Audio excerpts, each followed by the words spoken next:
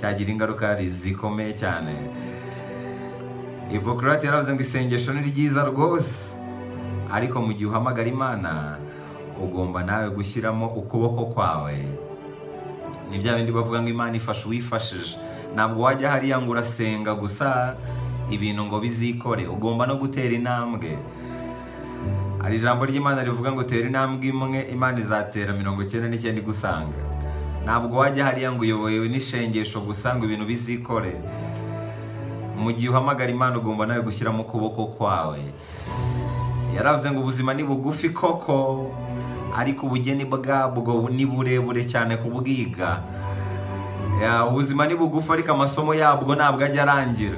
Niyo mpamvu hari umugabo uvuze ngo ujye ubaho nk'uzapfa ejo, kuko ubuzima ni bugufi ariko wige nk'uzabaho iteka ryose. Ku rundi ruhande ubugeni bw'ubuzima ni burebure cyane.